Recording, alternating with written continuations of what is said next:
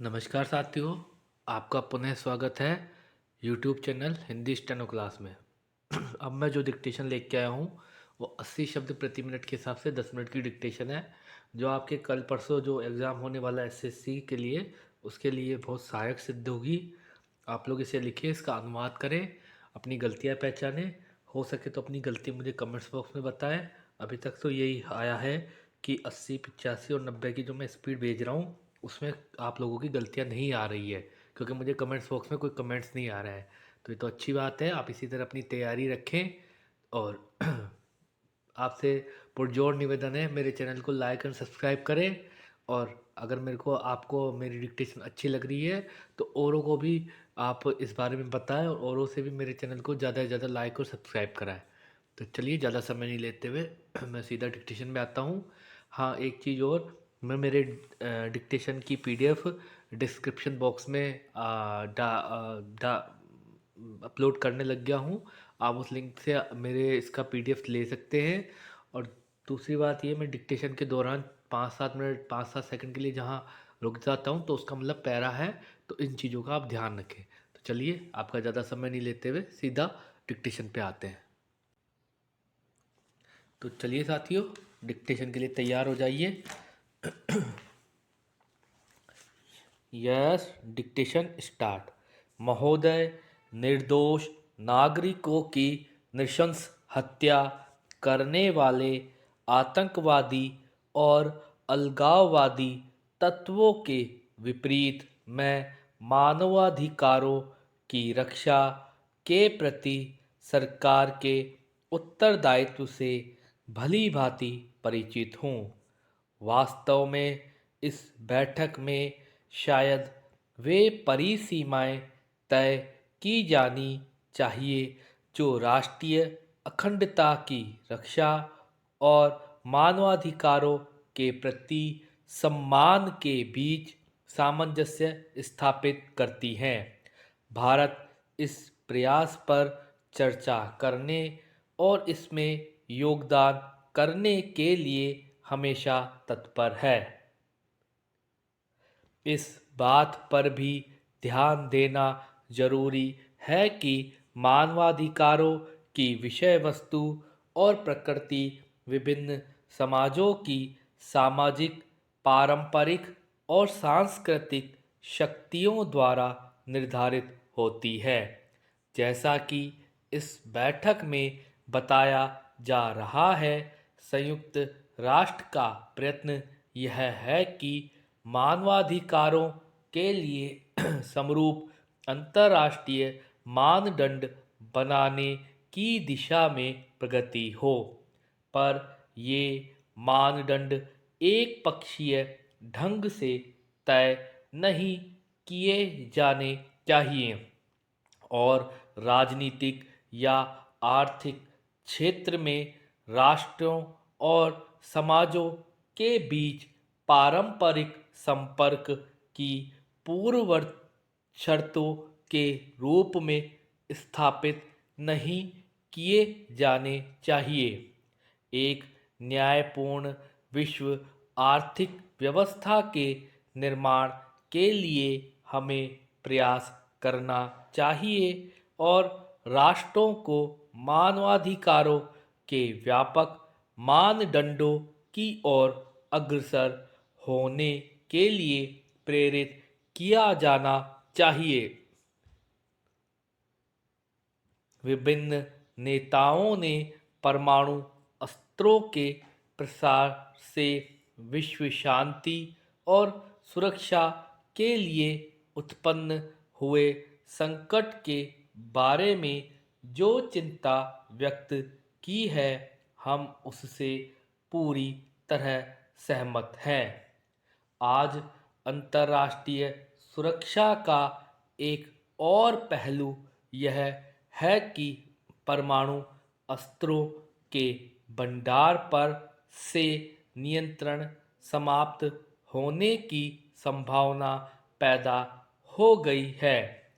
अब संकट यह नहीं है कि परमाणु अस्त्र निर्माण की कगार पर पहुंचे कुछ मुट्ठी भर देश इस तरह के हथियार प्राप्त कर लेंगे, बल्कि यह है कि तैयार परमाणु हथियार विभिन्न तरीकों से अनियमित ढंग से सारे विश्व में फैल जाएंगे। इस तरह प्रसार का मुद्दा अब एक नया भयावह रूप ले चुका है। इन आशंकाओं से सहमत हुए हम इस बात पर जोर देना चाहते हैं कि चुने हुए आधार पर प्रतिबंधात्मक या दंडात्मक कार्यवाही का अपेक्षित परिणाम नहीं निकलेगा। इस मुद्दे से संबंधित विचार विमर्श में बेचैनी और तात्कालिकता का पुट इसलिए आ जाता है कि यह समस्या कुछ खास परमाणु हथियार संपन्न देशों की न होकर सारे विश्व की हो गई है। इस भयावह परिदृश्य में तकनीकी नियंत्रण या कोई क्षेत्रीय व्यवस्था पर्याप्त नहीं होगी। महोदय, एक साथ बहुत सारे देशों में, जिनमें से कुछ की एक खास समय पर पहचान भी नहीं हो सकती, पर्यवेक्षण और नियंत्रण की समस्याओं की वजह से प्रभावी परिणाम प्राप्त नहीं होंगे।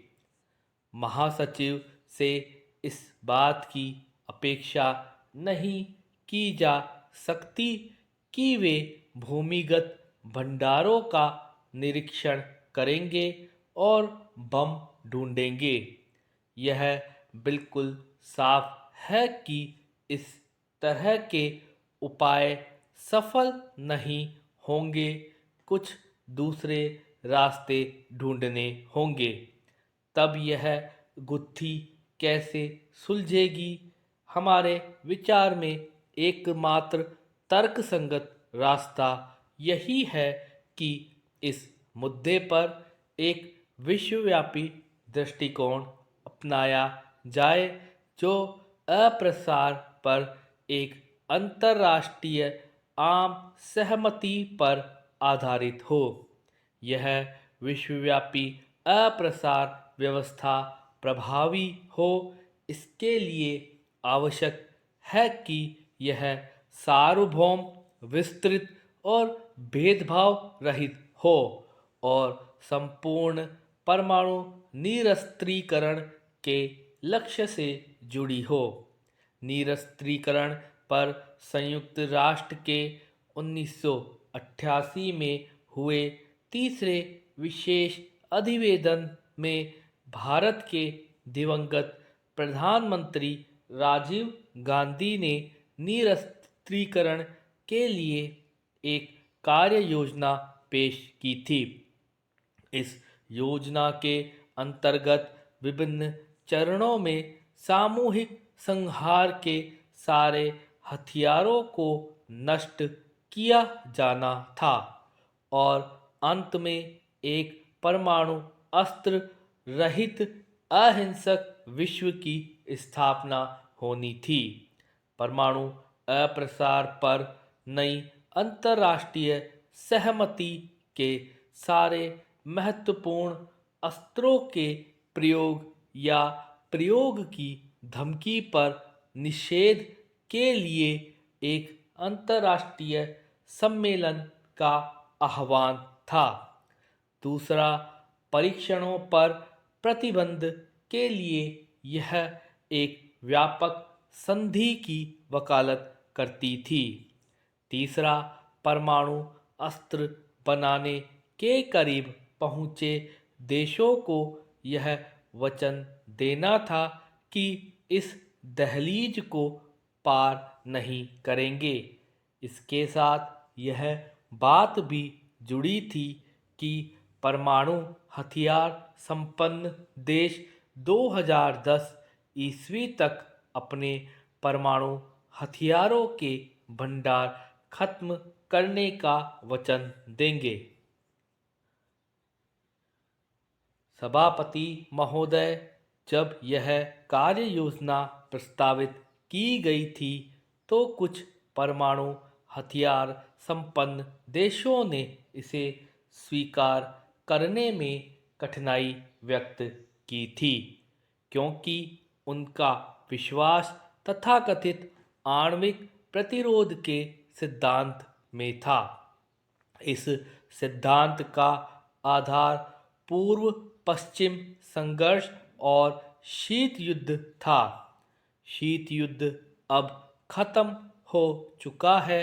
आणविक गतिरोध अब पुरानी बात हो गई है। आणविक प्रतिरोध का सिद्धांत अब प्रासंगिक नहीं रहा। राजनयिक प्रतिबद्धता दिखाने और धरती से परमाणु हथियारों का पूरी तरह सफाया करने की दिशा में बढ़ने का एक ऐतिहासिक अवसर हमें मिला है। कार्य योजना में व्यक्त किए गए विचार और उनमें हुए परिवर्तन अब बहुत प्रासंगिक हो गए हैं। स्टॉप। डिक्टेशन लिखिए, आप इसका अनुवाद करिए और मुझे उम्मीद है आपकी गलतियां नहीं निकलेगी, तो आप अच्छी मेहनत करिए। और जो स्टूडेंट, जो छात्र कल एसएससी के एग्ज़ाम में बैठने वाले हैं, उनको अग्रिम बेस्ट ऑफ लक। उनका भविष्य अच्छा बने, वह इसमें सफलता प्राप्त करें, यही मेरी शुभकामनाएं उनके साथ। अभी के लिए इतना ही। जाने से पहले फिर से मैं आपसे निवेदन करता हूँ, मेरे चैनल को लाइक करें, सब्सक्राइब करें, और उसको भी बोलें कि मेरे चैनल को लाइक करें, सब्सक्राइब करें। तो चलिए, मिलते हैं अगली डिक्टेशन में। अभी के लिए इतना ही। आप अपना ध्यान रखें। नमस्कार।